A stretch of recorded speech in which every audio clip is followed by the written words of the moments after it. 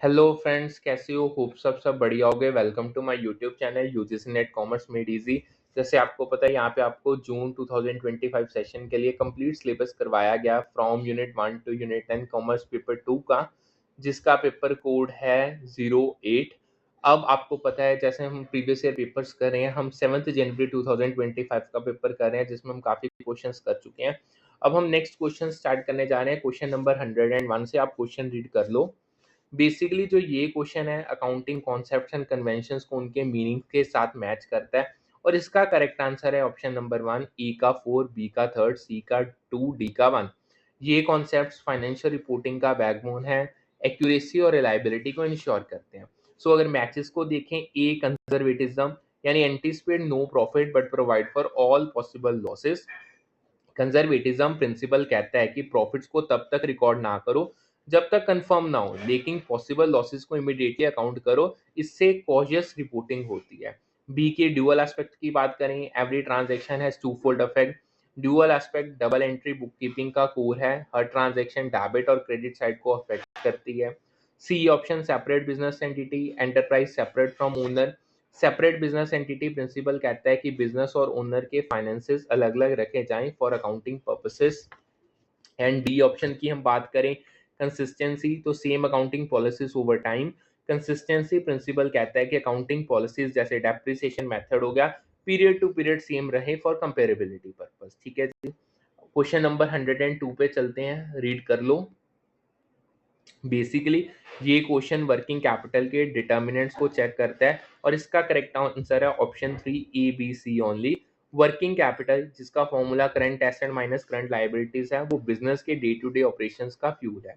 अब मैं आपको कुछ स्टेटमेंट्स बताता हूँ। Statement A, basic nature of business, ये बिल्कुल ठीक है। बिजनेस का टाइप वर्किंग कैपिटल नीड्स को शेप करता है। टाइप जैसे मैन्युफैक्चरिंग है या सर्विस है। मैन्युफैक्चरिंग फर्म्स को हाई इन्वेंट्री और रिसीवेबल्स के लिए ज़्यादा वर्किंग कैपिटल चाहिए, सर्विस फर्म्स को कम चाहिए। Second statement, business cycle fluctuations, ये भी बिल्कुल ठीक है। इकोनॉमिक साइकिल जैसे बूम या रिसेशन सेल्स, इन्वेंट्री और क्रेडिट नीड्स को अफेक्ट करते हैं, जो वर्किंग कैपिटल को इम्पैक्ट करती है चीज़। बूम में ज़्यादा इन्वेंट्री, रिसेशन में कैश कंजर्वेशन होती है। ठीक है। तीसरी, credit policy of the firm, ये भी बिल्कुल ठीक है। फर्म का क्रेडिट पॉलिसी जैसे लीनियंट या स्ट्रिक्ट क्रेडिट टर्म्स रिसीवेबल्स और कैश फ्लो को अफेक्ट करते हैं, यानी वर्किंग कैपिटल को इन्फ्लुएंस करते हैं। लीनियंट पॉलिसी ज्यादा रिसीवेबल बनाती है। अब डी और ई इसमें क्यों गलत है? डी स्टेटमेंट की बात करें, long term source of finance, ये गलत है। Long term financing capital structure को अफेक्ट करती है, not short term working capital. जैसे आपकी इक्विटी और बॉन्ड्स लॉन्ग टर्म फाइनेंसिंग में आते हैं। एम्प्लॉय की स्किल्स भी गलत है। एम्प्लॉय स्किल्स प्रोडक्टिविटी को बूस्ट करती हैं, लेकिन वर्किंग कैपिटल का डायरेक्ट डिटर्मिनेंट नहीं है। ठीक है जी। नेक्स्ट क्वेश्चन पे चलते हैं। क्वेश्चन नंबर 103, रीड कर लो। बेसिकली ये क्वेश्चन मार्केटिंग कम्युनिकेशन के स्टेप्स को लॉजिकल सीक्वेंस में अरेंज करता है, और इसका करेक्ट आंसर है option 4, C E A B D. ये प्रोसेस इंश्योर करता है कि ब्रांड मैसेजेस टारगेट ऑडियंस तक इफेक्टिवली पहुंचते हैं। सो सीक्वेंस बताता हूँ। सबसे पहले C, identify the target audience.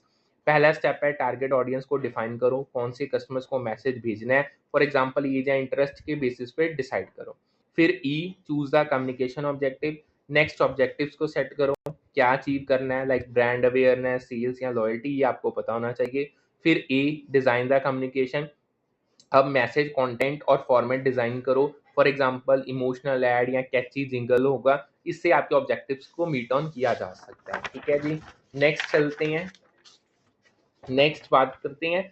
फिर B, select the communication channel. Channels को चूज करो, टीवी, सोशल मीडिया, ईमेल, कुछ भी हो सकता है, to deliver the message effectively. और डी लास्ट में, choose the communication mix. Finally communication mix integrate करो एडवर्टाइजिंग, पीआर, प्रमोशंस को, ताकि एक कोहेसिव स्ट्रेटजी बन सके। आगे चलते हैं क्वेश्चन नंबर 104 पे। ये क्वेश्चन स्टैट के एक की कॉन्सेप्ट को कवर करता है, और करेक्ट आंसर है इसका ऑप्शन नंबर 3, स्टैंडर्ड एरर। आपने रीड कर ही लिया है। स्टैंडर्ड एरर सैम्पलिंग डिस्ट्रीब्यूशन का वेरिएबिलिटी मेजर है। अब इसकी मैं एक्सप्लेनेशन अगर दूं, स्टैंडर्ड एरर सैम्पलिंग डिस्ट्रीब्यूशन के स्टैंडर्ड डेविएशन को कहते हैं, जो सैंपल स्टैट की वेरिएबिलिटी को मेजर करता है across multiple samples from the same population. अब आपका sample stat for example mean हो गया। अब इसमें दूसरी ऑप्शंस क्यों गलत है? देखो ऑप्शन 1 सैम्पलिंग एरर, ये डिफरेंस है सैंपल स्टैट और पॉपुलेशन पैरामीटर के बीच, नॉट वेरिएबिलिटी का मेजर। और जो ऑप्शन 2 प्रोबेबल एरर है, ये एक आउटडेटेड टर्म है, मॉडर्न स्टैट में रेयरली यूज्ड है, not equivalent to standard error. और ऑप्शन 4 मेजरेबल एरर, ये नॉन एग्जिस्टेंट टर्म है इन स्टैट, इसका भी कोई रेलेवेंस नहीं है। आगे चलते हैं 105 क्वेश्चन पे, रीड कर लो। ये क्वेश्चन इंडियन कॉन्ट्रैक्ट एक्ट 1872 के एक कॉन्सेप्ट को कवर करता है और करेक्ट आंसर है option 3 novation. Novation contract law का इंपॉर्टेंट पार्ट है। इसको अगर मैं आपको समझाऊं, नोवेशन तब होता है जब एक एग्जिस्टिंग कॉन्ट्रैक्ट को न्यू कॉन्ट्रैक्ट से रिप्लेस किया जाता है, ईदर विद न्यू टर्म्स या न्यू पार्टीज, सब पार्टीज के कंसेंट के साथ। अब दूसरी ऑप्शंस की बात करें, ऑप्शन 1 वेवियर, वेवियर मतलब वॉलेंटरली एक कॉन्ट्रैक्ट राइट को छोड़ देना, not replacing the contract. Option 2 remission की बात करें, रेमिशन मतलब लेसर परफॉर्मेंस एक्सेप्ट करना then agree, not a new contract. Option 4 alteration, alteration मतलब एग्जिस्टिंग कॉन्ट्रैक्ट के टर्म्स को मॉडिफाई करना विदाउट रिप्लेसिंग इट। ठीक है जी, 106 नंबर क्वेश्चन पे चलते हैं। देखो ये क्वेश्चन कैपिटल एडिक्वेसी रेशियो के आरबीआई मैंडेट को कवर करता है और इसका करेक्ट आंसर है option 4 12%। Capital adequacy ratio banking stability का की मेट्रिक है। अगर मैं इसको डिफाइन करूं, कैपिटल एडिक्वेसी रेशियो बैंक्स के कैपिटल लाइक इक्विटी और रिजर्व्स का रेशियो है to their risk weighted assets, जो फाइनेंशियल स्टेबिलिटी को इंश्योर करता है under Basel 3 norms. RBI mandate करता है 12% capital adequacy ratio for Indian public sector banks including 5.5% common equity tyre 1 यानी CET1, additional tyre 1 capital, 2.5% capital conservation buffer. ठीक है जी, अब दूसरे ऑप्शंस की बात करें, ऑप्शन 1 9%, ये मिनिमम बेसल 3 रिक्वायरमेंट है, लेकिन आरबीआई पब्लिक सेक्टर बैंक्स के लिए 12% मैंडेट करता है। ऑप्शन 2 10% इनसफिशिएंट है for RBI public sector bank standard. Option 3 11% close है, लेकिन आरबीआई का स्पेसिफिक मैंडेट 12% है। ठीक है जी, आगे चलते हैं क्वेश्चन नंबर 107 पे। ये क्वेश्चन इंडियन फाइनेंशियल इंस्टीट्यूशंस को उनके एस्टैब्लिशमेंट ईयर के साथ असेंडिंग ऑर्डर में अरेंज करता है और इसका करेक्ट आंसर है ऑप्शन 2 BCEDA। ये इंस्टीट्यूशंस इंडिया की इकोनॉमी का फाउंडेशन है। सीक्वेंस बताता हूँ, सबसे पहले reserve bank of India 1935, RBI 1935 में स्टैब्लिश हुआ as India central bank regulating monetary policy और बैंकिंग। फिर स्टेट बैंक ऑफ इंडिया 1955 में 1955 में इस्टेब्लिश हुआ SBI as a state bank of India, जिसने इंपीरियल बैंक ऑफ इंडिया को सक्सीड किया, इंडिया का लार्जेस्ट पब्लिक सेक्टर बैंक है। फिर नबार्ड 1982 में, national bank for agriculture and rural development 1982 में इस्टेब्लिश हुआ टू प्रमोट रूरल और एग्रीकल्चर डेवलपमेंट। फिर SIDBI 1990, small industries development bank of India 1990 में इस्टेब्लिश हुआ था टू सपोर्ट एमएसएमईज। फिर SEBI 1992, securities and exchange board of India 1992 में इस्टेब्लिश हुआ टू रेगुलेट सिक्योरिटीज मार्केट। ठीक है जी, अब बात करते हैं नेक्स्ट क्वेश्चन की, 108th क्वेश्चन पे चलते हैं। देखो ये क्वेश्चन स्क्यूनेस के प्रॉपर्टीज को चेक करता है और इसका करेक्ट आंसर है option 1 ABC only. Skewness statistical distribution का की मेजर है। अगर स्टेटमेंट्स में बताऊं, सबसे पहली measure of symmetry of a frequency distribution, ये ठीक है। स्क्यूनेस डिस्ट्रीब्यूशन की असिमेट्री को मेजर करता है around its mean showing left और राइट टेल। ठीक है, यानी लेफ्ट और राइट टिल्ट शो करता है। B statement right skewed mean to the right of median, ये भी बिल्कुल ठीक है। राइट स्क्यूड यानी पॉजिटिव स्क्यूड डिस्ट्रीब्यूशन में लॉन्ग राइट टेल होती है, pulling mean is greater than median. ठीक है। Statement C right skewed mean to the right of mode, ये भी बिल्कुल ठीक है। राइट स्क्यूड डिस्ट्रीब्यूशन में मीन मॉड से राइट होता है due to the tails pull. अब डी और ई इसमें क्यों गलत है? डी की बात करें, right skewed mean to the left of the median, ये गलत है। मीन राइट स्क्यूड में मीडियन से राइट होता है, नॉट लेफ्ट। और E right skewed mean to the left of the mode की बात करें, ये भी गलत है। मीन मॉड से राइट होता है, नॉट लेफ्ट। ठीक है जी, आगे चलते हैं 109 क्वेश्चन पे। ये क्वेश्चन मास्लोस हिरार्की ऑफ नीड्स को ऑर्गेनाइजेशनल कॉन्टेक्स्ट में अरेंज करता है और करेक्ट आंसर इसका ऑप्शन 2 BCADE। ये हिरार्की एम्प्लॉय मोटिवेशन का फ्रेमवर्क है। सीक्वेंस बताता हूँ, सबसे पहले बी वर्क प्लेस कंडीशन यानी फिजियोलॉजिकल नीड्स, बेसिक नीड्स जैसे कंफर्टेबल ऑफिस, वेंटिलेशन और इक्विपमेंट बहुत ज़रूरी है फिजियोलॉजिकल नीड्स के लिए, जैसे फूड और वाटर होता है। फिर सी वर्क सेफ्टी यानी सेफ्टी नीड्स के अंदर आता है। जॉब सिक्योरिटी और safe work place safety needs को मीट करता है, यानी इसमें सेफ वर्क प्लेस यानी कोई हैजर्ड्स नहीं है।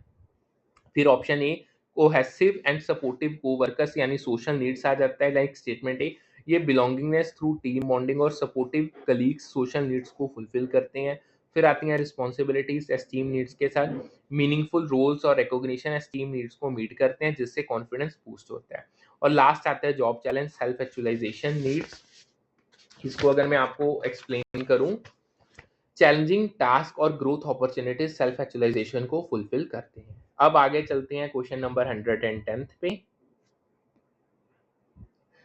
ये क्वेश्चन ऑर्गेनाइजेशनल स्ट्रक्चर के एक एस्पेक्ट को कवर करता है और करेक्ट आंसर है ऑप्शन 3 फॉर्मलाइजेशन। फॉर्मलाइजेशन ऑर्गेनाइजेशन के ऑपरेशंस को डिसिप्लिन बनाती है। एक्सप्लेनेशन अगर दूं, अगर मैं फॉर्मलाइजेशन को डिफाइन करूं, formalization refers to degree to which rules regulations and procedures govern employ and manage behaviour in an organization ensuring consistency और कंट्रोल। अब दूसरी ऑप्शंस की बात करें, ऑप्शन 1 डिपार्टमेंटलाइजेशन, ये स्ट्रक्चरिंग ऑर्गेनाइजेशन इनटू डिपार्टमेंट है, नॉट रूल्स का स्कोप। सो फॉर एग्जांपल आपके स्ट्रक्चरिंग ऑर्गेनाइजेशन डिपार्टमेंट जैसे एचआर या फाइनेंस हो गया।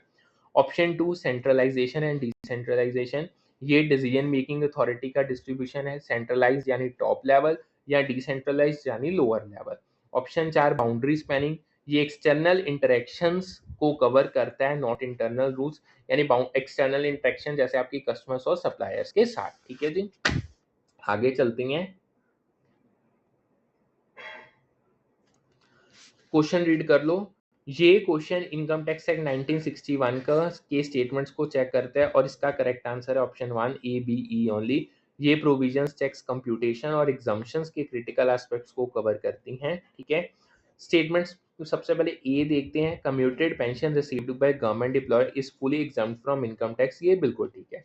देखो सेक्शन 10 सबसेक्शन 10 ये कहता है कि गवर्नमेंट एम्प्लॉय चाहे वो सेंट्रल स्टेट या स्टेचुरी बॉडी का हो, को जो कम्यूटेड पेंशन मिलती है पे फुल टैक्स एग्जम्पशन मिलती है। कम्यूटेड पेंशन यानी one time lump sum instead of periodic payments. Commuted pension एक पोर्शन या एंटायर पेंशन का लमसम पेमेंट होता है और गवर्नमेंट एम्प्लॉयज के लिए ये टैक्स फ्री होता है to support retirement planning. Non government employees के लिए पार्शियल एग्जम्पशन है, फॉर एग्जांपल 1/3 इफ ग्रेजुटी अगर उनको मिलती है, लेकिन ये statement specific to government employ है, तो बिल्कुल ठीक है। B statement section 30 discusses deduction for rent rate taxes and insurance of business building, ये भी बिल्कुल ठीक है। सेक्शन 3 बिजनेस या प्रोफेशन के लिए यूज्ड बिल्डिंग के एक्सपेंसेस के डिडक्शंस को अलाउ करता है, इंक्लूडिंग रेंट अगर रेंटेड है। म्यूनिसिपल टैक्सेस, लैंड रेवेन्यू और इंश्योरेंस प्रीमियम आ जाएंगे इसमें। ये डिडक्शन टैक्सेबल इनकम को रिड्यूस करती हैं प्रोवाइडेड बिल्डिंग बिजनेस के लिए यूज हो और एक्सपेंसेस एक्चुअली पेड हो। For instance municipal taxes paid by SSC not tenant ही डिडक्टिबल हैं और insurance must cover business property risk. ठीक है, सी ऑप्शन अपना C statement section 33 defines provision regarding depreciation of tangible asset, ये गलत है। ये गलत है क्योंकि सेक्शन 32 ना कि सेक्शन 33 डेप्रिसिएशन ऑफ टेंजिबल और इंटेंजिबल एसेट्स के प्रोविजंस को डिफाइन करता है, जैसे मशीनरी, बिल्डिंग या पेटेंट। सेक्शन 32 डेप्रिसिएशन रेट्स और मेथड्स जैसे रिटन डाउन वैल्यू स्पेसिफाई करते हैं to account for assets wear and tear. Section 33 development rebates के बारे में था, जो अब लार्जली ऑब्सोलेट है पोस्ट 1970s अमेंडमेंट्स और डेप्रिसिएशन से अनरिलेटेड है। अब डी स्टेटमेंट की बात करें, capital gain arises from transfer of assets, ये गलत है। ये भी गलत है क्योंकि कैपिटल गेन सेक्शन 2 सबसेक्शन 14 के अंदर डिफाइंड कैपिटल एसेट्स के ट्रांसफर से अराइज होते हैं, not any assets. Capital assets में प्रॉपर्टी, सिक्योरिटीज, ज्वेलरी, लेकिन एक्सक्लूड करते हैं stock in trade, personal effects जैसे एक्सेप्ट ज्वेलरी के और सर्टेन एग्रीकल्चर लैंड को। अगर एग्जांपल दूं, स्टॉक इन ट्रेड का ट्रांसफर बिजनेस इनकम जनरेट करता है, ना कि capital gain, so any assets inaccurate है इसमें। ई स्टेटमेंट की बात करें, short term capital assets is defined under section 2 subsection 42 A, ये बिल्कुल ठीक है। Section 2 subsection 42 A short term capital asset को डिफाइन करता है based on holding period, generally assets held for 36 months या less except listed securities, shares और certain assets जिनके 12 मंथ्स अप्लाई होते हैं पोस्ट 2018 अमेंडमेंट्स। ये distinction long term capital gain और शॉर्ट टर्म कैपिटल गेन के टैक्स रेट्स और indexation benefits के लिए बहुत क्रिटिकल है। ठीक है जी, होप सो आपको सारा ये समझ आ गया होगा। आगे चलते हैं क्वेश्चन नंबर 112 पे। ये क्वेश्चन माइक्रो इकोनॉमिक्स के फर्म इक्विलिब्रियम को कवर करता है और इसका करेक्ट आंसर है option 4, a firm under oligopoly is in equilibrium where MR equal MC. Equilibrium profit maximization का यूनिवर्सल प्रिंसिपल है। अगर मैं आपको बताऊं ऑप्शन 1 की बात करें, a firm under perfect competition is in equilibrium where A R equal M R, ये बिल्कुल पार्शियली ट्रू है। परफेक्ट कंपटीशन में एवरेज रेवेन्यू यानी प्राइस पर यूनिट हमेशा मार्जिनल रेवेन्यू के इक्वल होता है क्योंकि फर्म्स प्राइस टेकर्स होते हैं। लेकिन equilibrium condition M R equal M C जहाँ प्रॉफिट मैक्सिमाइजेशन होता है और ये ऑप्शन इसको एक्सप्लिसिटली नहीं कहती। A R is equal to M R तो एक करेक्टरिस्टिक है लेकिन इक्विलिब्रियम का फुल कंडीशन नहीं, सो ये इनकम्प्लीट है।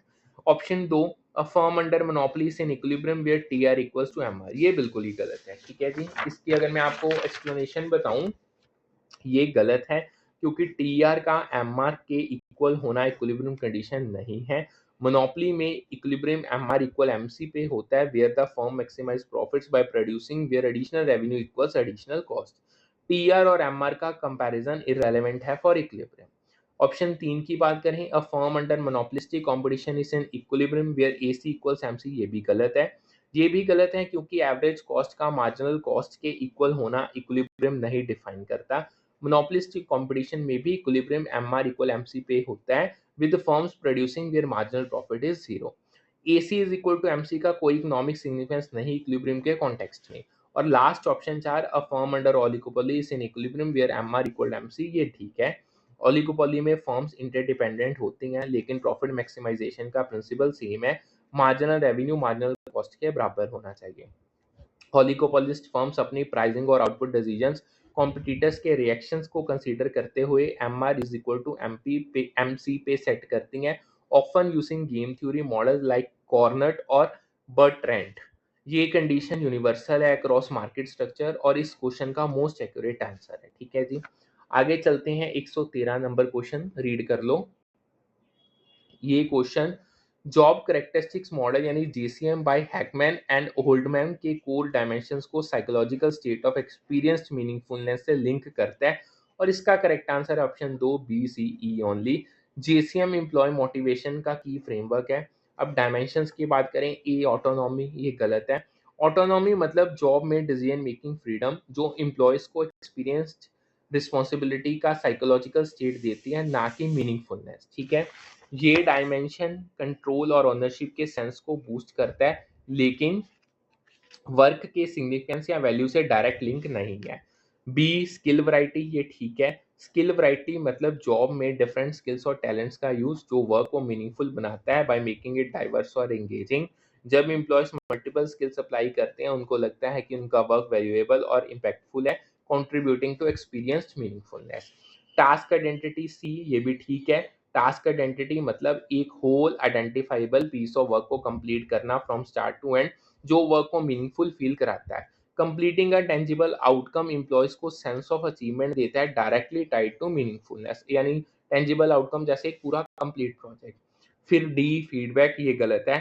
फीडबैक मतलब जब जॉब के रिजल्ट्स के बारे में क्लियर इन्फॉर्मेशन मिलना जो knowledge of result psychological state को ड्राइव करता है, ना कि मीनिंगफुलनेस को।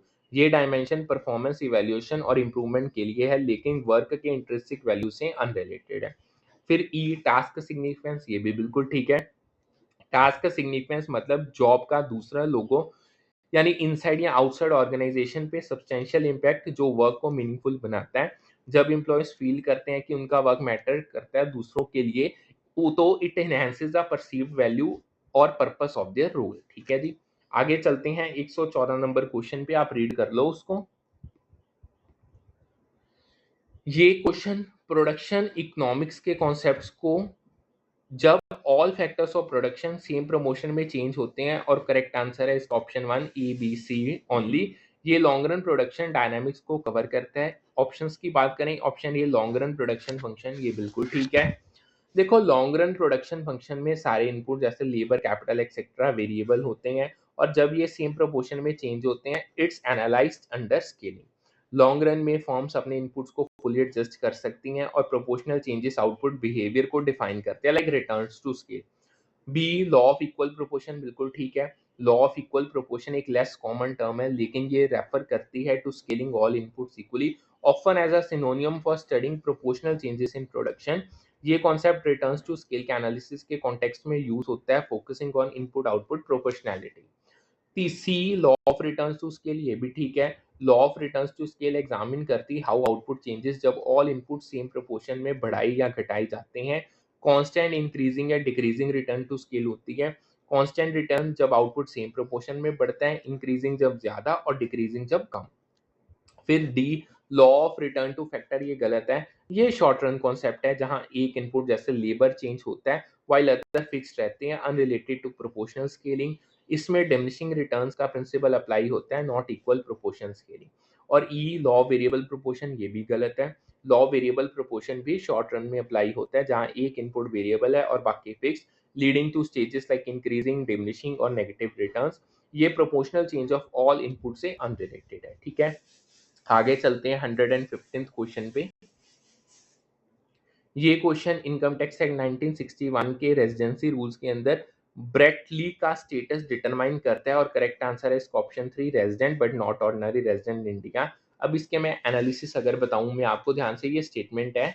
देखो, रेजिडेंशियल स्टेटस का क्राइटेरिया, एक इंडिविजुअल रेजिडेंट होता है अंडर सेक्शन 6 अगर फाइनेंशियल ईयर, इसी क्वेश्चन के कॉन्टेक्स्ट में वो फाइनेंशियल ईयर 22-23 में एटलीस्ट 182 दिन इंडिया में रहता है और फाइनेंशियल ईयर में एटलीस्ट 60 दिन और प्रीसीडिंग 4 ईयर्स में 365 दिन इंडिया में रहता है। ब्रेटली हर फाइनेंशियल ईयर में 100 दिन इंडिया में रहता है फॉर पास्ट 10 ईयर्स, यानी 22-23 में 100 दिन 60 दिन से ज्यादा हो गए, और 18-19 से लेके 21-22 4 सालों में 100 इंटू 4 400 दिन हो गए, यानी वो 365 से ऊपर चले गए। सो ब्रेटली रेजिडेंट है अंडर द सेकेंड कंडीशन। अब नॉट ऑर्डिनरी रेजिडेंट क्राइटेरिया की बात करें, एक रेजिडेंट नॉट ऑर्डिनरी रेजिडेंट यानी एनओआर इंडिया होता है अगर पास्ट 10 सालों में 9 आउट ऑफ 10 9 ईयर्स वो नॉन रेजिडेंट रहा हो और पास्ट 7 सालों में 729 दिन या लेस इंडिया में रहा हो। ब्रेटली के 100 दिन पर ईयर फॉर 7 साल 2015-16 से लेके 2021-22 तक वो 100 इंटू 7 700 दिन, जो 729 दिन से कम है। ठीक है, ये कंडीशन सेटिस्फाई होती है, सो ब्रेटली एनओआर है। नॉट, यहाँ पे एक चीज याद रखो, non resident status in prior years complex हो सकता है, लेकिन 100 दिन annually typically resident threshold cross नहीं करते in earlier years pre 2020 amendments, लेकिन 700 दिन वाला रूल क्लियर एनओआर देता है। ठीक है, अब Y resident but not ordinary resident, ब्रेटली रेजिडेंट है क्योंकि 60 प्लस 365 दिन क्राइटेरिया वो मीट करता है। एनओआर है क्योंकि 7 ईयर्स में 729 दिन से कम रहा। So is global income fully taxable नहीं, ओनली इंडिया सोर्स इनकम और सर्टेन फॉरेन इनकम इसमें टैक्सेबल है। ठीक है जी, आगे चलते हैं 116 नंबर क्वेश्चन। देखो, ये क्वेश्चन इनकम टैक्स एक्ट 1961 के ट्रांसफर प्राइसिंग प्रोविजंस को कवर करता है और इसका करेक्ट आंसर है option 392 C. Arm's length principle multinational transactions का कोर है, इसके एक्सप्लेनेशन देता हूँ। सेक्शन 92 सी यानी 92 सी अगर मैं आपको बताऊं पूरा डिटेल में, देखो 92 सी आर्म्स लेंथ प्राइस के कंपटीशन मेथड्स को डिफाइन करता है फॉर इंटरनेशनल ट्रांजैक्शन और specified domestic transaction under transfer pricing rules. ELP वो प्राइस है जो अनरिलेटेड पार्टीज के बीच एक सिमिलर ट्रांजैक्शन के लिए चार्ज होता है इन अनकंट्रोल्ड कंडीशंस। इसमें जो मेथड्स की बात करें, कंपेरेबल अनकंट्रोल्ड प्राइस सीयूपी, यानी comparing controlled transaction price with uncontrolled transaction. Resale price method based on resale margin of buyer. cost plus method, cost plus reasonable markup. Profit split method, splitting profits based on contribution. Transactional net margin यानी TNM, comparing net margins। ये most appropriate method case specific होता है। अब दूसरी options की बात करें, option 1 90C, ये सेक्शन एग्जिस्ट नहीं करता इनकम टैक्स एक्ट में, सो इनवैलिड है। ऑप्शन 2 91C, भाई नॉन एग्जिस्टेंट सेक्शन है, ये भी नहीं रेलिवेंट। चौथी ऑप्शन 93C, ये भी इनवैलिड सेक्शन है, ट्रांसफर प्राइसिंग से इसका कोई लेना देना नहीं है। आगे चलते हैं 117 नंबर क्वेश्चन। ये क्वेश्चन कॉर्पोरेट फाइनेंस और कंपनी सेक्ट 2000 के 13 के स्टेटमेंट्स को चेक करता है और इसका करेक्ट आंसर है option 1 A and E only. ये शेयर रिलेटेड ट्रांजैक्शंस के अकाउंटिंग को कवर करता है। पहली statement A, call in advance is amount paid by share holders in excess of amount due, ये बिल्कुल ठीक है। कॉल इन एडवांस तब होता है जब शेयर होल्डर्स कंपनी के कॉल यानी शेयर पेमेंट डिमांड से ज्यादा अमाउंट पे कर देते हैं वॉलेंटरली। ये amount call in advance account में क्रेडिट होता है और फ्यूचर कॉल्स के अगेंस्ट एडजस्ट होता है with interest payable to share holder under company set. B की बात करें, over subscription is when share supplied are less than offered, ये बिल्कुल गलत है। ये गलत है क्योंकि ओवर सब्सक्रिप्शन तब होती है जब शेयर सप्लाइड फॉर ज़्यादा होते हैं than shares offered for public subscription. Under subscription होता है जब अप्लाइड शेयर्स ऑफर्ड से कम होते हैं, सो स्टेटमेंट फैक्चुअली इनकरेक्ट है।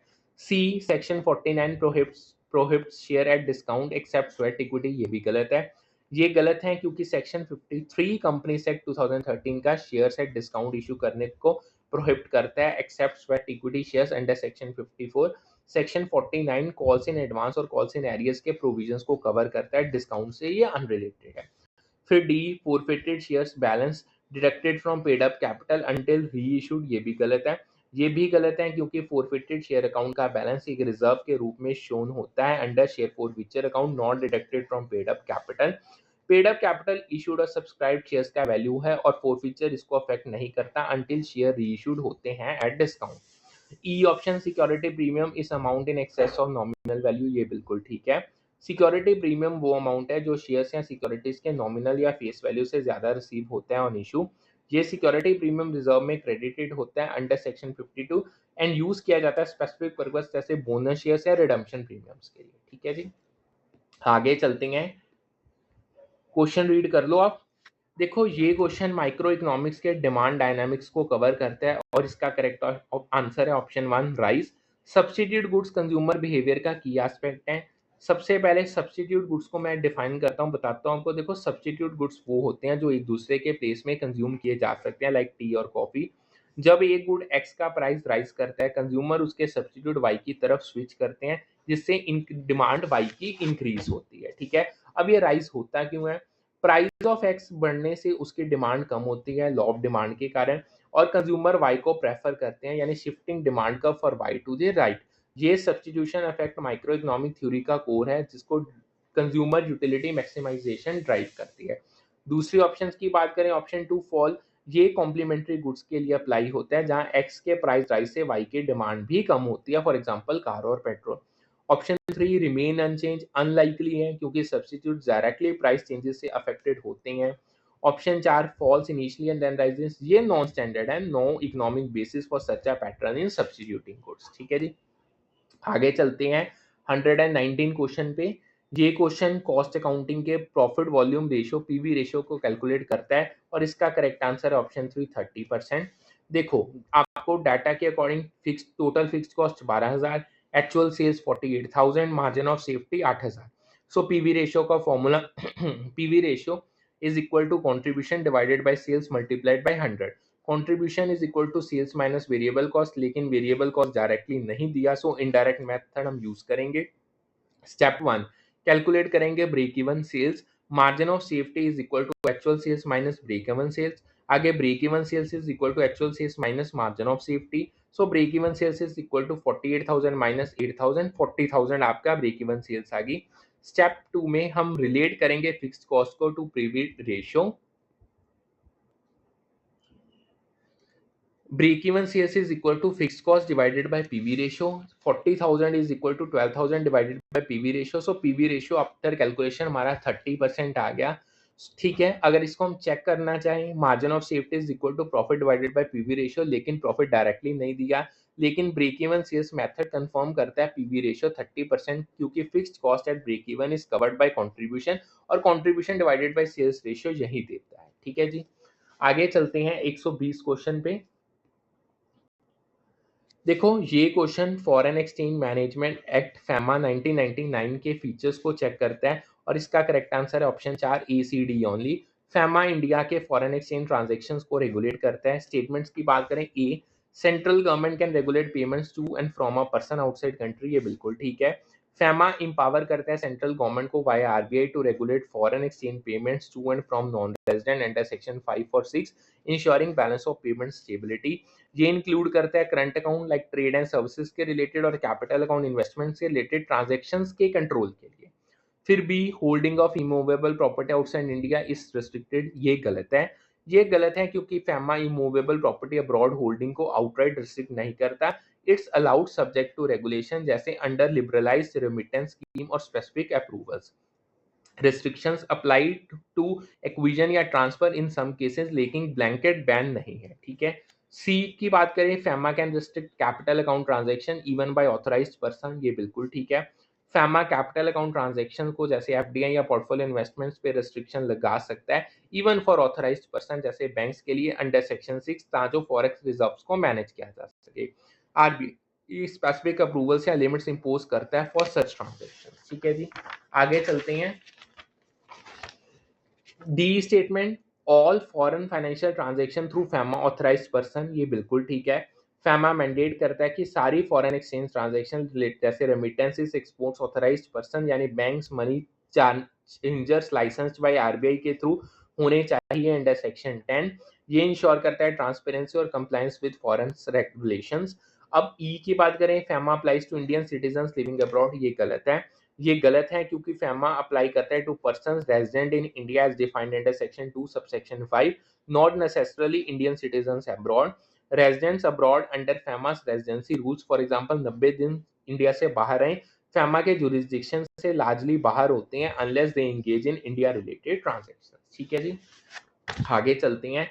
होप्स आपको ये सारा समझ आ गया होगा। नेक्स्ट 121 क्वेश्चन रीड कर लो, इसको करते हैं। देखो ये क्वेश्चन कंज्यूमर बिहेवियर के डायनामिक्स को चेक करते हैं और करेक्ट आंसर है इसका ऑप्शन 1 बी डी ओनली। ये मार्केटिंग के साइकोलॉजिकल और कॉन्टेक्सचुअल एस्पेक्ट्स को कवर करते हैं। स्टेटमेंट्स में A, managers must fully understand reality over theory of consumer behaviour, गलत है। ये गलत है क्योंकि कंज्यूमर बिहेवियर को समझने के लिए बहुत थ्योरेटिकल फ्रेमवर्क जैसे मास्लो हिरार्की, कॉग्निटिव डिसोनेंस और प्रैक्टिकल रियलिटीज जैसे मार्केट के ट्रेंड्स, कस्टमर की फीडबैक जरूरी है। सिर्फ रियलिटी पे फोकस करना है थ्योरेटिकल मॉडल्स को इग्नोर करता है जो कंज्यूमर मोटिवेशंस और डिसीजन मेकिंग के डीपर इनसाइट्स देते हैं। इफेक्टिव मार्केटिंग स्ट्रेटेजी दोनों को बैलेंस करती है फॉर क्रिएटिंग कस्टमर वैल्यू और competitive edge. B, perceptions are more important than reality in marketing, ये ठीक है। ये सही है क्योंकि परसेप्शन यानी how consumers view a product या ब्रांड उनके एक्चुअल बाइंग बिहेवियर को ड्राइव करता है often more than objective reality. For instance एक प्रोडक्ट का परसीव्ड क्वालिटी, ब्रांड इमेज या वैल्यू उसकी फैक्चुअल स्पेसिफिकेशंस से ज़्यादा इन्फ्लुएंस करता है परचेजिंग डिसीजंस पे। मार्केटिंग स्ट्रेटेजीज जैसे ब्रांडिंग और एडवर्टाइजिंग प्रिसाइसली इस परसेप्शन को शेप करती हैं टू इन्फ्लुएंस कस्टमर चॉइसेस। सी की बात करें, people have same perception of same object, ये गलत है। ये गलत है क्योंकि परसेप्शंस इंडिविजुअल स्पेसिफिक होती हैं, shaped by cultural background, personal experiences, beliefs और कॉन्टेक्स्ट। एक ही प्रोडक्ट मान लो स्मार्टफोन को डिफरेंट कस्टमर्स अलग अलग परसीव करते हैं, कोई स्टेटस सिंबल, कोई utility device based on their unique lenses. ये डाइवर्सिटी मार्केटिंग सेगमेंटेशन और टारगेटिंग का फाउंडेशन है। डी की बात करें, consumers are constructive decision maker subject to contextual influencer, ये ठीक है। ये सही है क्योंकि कंज्यूमर्स कंस्ट्रक्टिव डिसीजन मेकर्स होते हैं, एक्टिवली प्रोसेसिंग करते हैं इंफॉर्मेशन की और इवेल्युएट करते हैं ऑप्शंस को, इन्फ्लुएंस्ड बाय कॉन्टेक्चुअल फैक्टर्स जैसे social cues, marketing stimuli, environment और peer opinions. For instance store ambience, discounts या इन्फ्लुएंसर इंडोर्समेंट डिसीजंस को स्वे कर सकती हैं, making context a critical driver. ये behaviour modern consumer decision making models जैसे Engel, Kollat, Blackwell का कोर है। और ई की बात करें, पर्सनल फैक्टर्स है broadest deepest influence on perception, ये गलत है। ये गलत है क्योंकि वाइल पर्सनल फैक्टर जैसे एज, लाइफस्टाइल और इनकम परसेप्शंस और डिजायर को इन्फ्लुएंस करते हैं, कल्चरल जैसे वैल्यूज और नॉर्म्स और सोशल फैक्टर जैसे family, reference group often broader और डीपर इम्पैक्ट डालते हैं। कल्चरल फाउंडेशन बिलीफ शेप करती हैं और सोशल इन्फ्लुएंसेस कलेक्टिव बिहेवियर को ड्राइव करते हैं, outweighing personal factors in many cases, ठीक है जी। आगे चलते हैं 122 नंबर क्वेश्चन पे। देखो ये क्वेश्चन रिसर्च मेथोडोलॉजी के डिजाइन को कंपेयर करते हैं और करेक्ट आंसर इसका option 1 experimental.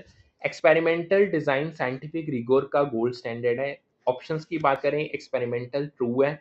Experimental design most precise है क्योंकि ये controlled manipulation of independent variables करता है to establish cause and effect relationship, minimising external influences. Randomisation, control groups और वेरिएबल आइसोलेशन इंश्योर करते हैं हाई इंटरनल वैलिडिटी और एक्यूरेट रिजल्ट्स को।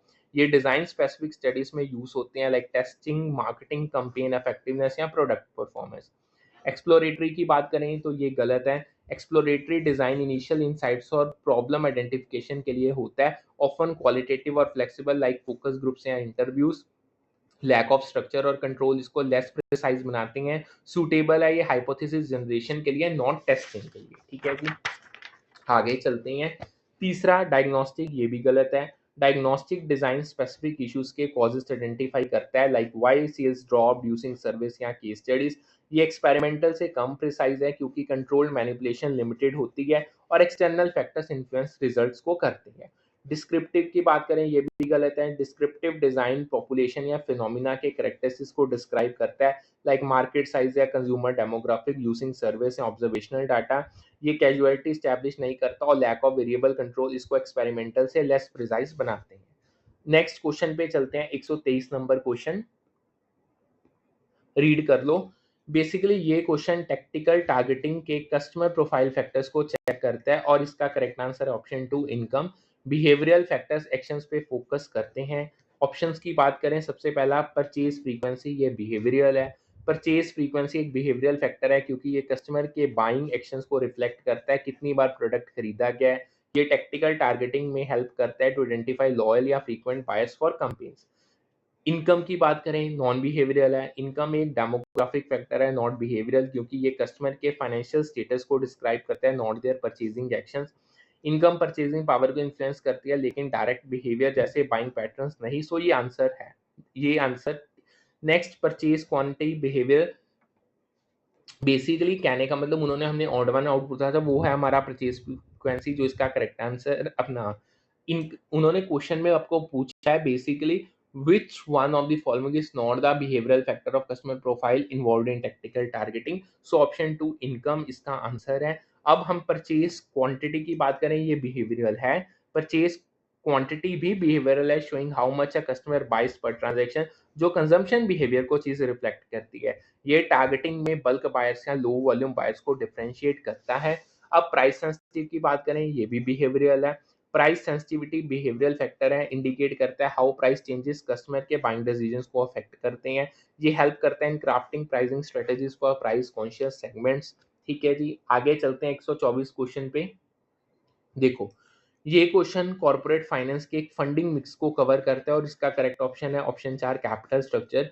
ये कंपनी के फाइनेंशियल बैकबोन को डिफाइन करता है।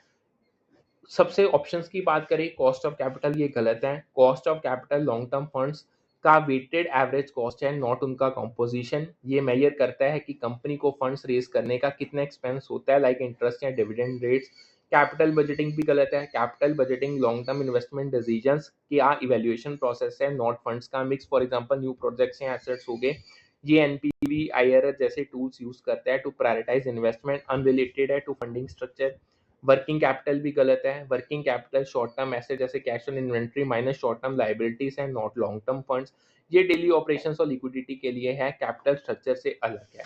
और लास्ट आता है हमारा कैपिटल स्ट्रक्चर, ये बिल्कुल ठीक है। कैपिटल स्ट्रक्चर कंपनी के लॉन्ग टर्म फंड्स का कॉम्पोजिशन है, including debentures, long term borrowing, preference shares और इक्विटी शेयर्स। ये मिक्स फाइनेंशियल लिवरेज, रिस्क और कॉस्ट ऑफ कैपिटल को बैलेंस करता है, डिफाइनिंग कंपनी का फंडिंग स्ट्रेटेजी। सो यहाँ पे हम करते हैं आज का सेशन वाइंड अप। होप्स आपको जितना करवाया उतना समझ आ गया होगा अच्छे से। जस्ट 15 क्वेश्चन रह गए हैं, वो भी आज हम इस कंप्लीट कर लेंगे। एक और क्लास कंडक्ट करेंगे, उसके इससे हमारा 7 जनवरी का पेपर हो जाएगा कंप्लीट सिलेबस करवाया गया। So do like, subscribe and share the channel. फिर मिलते हैं with a new session with a new set of topics. Thank you.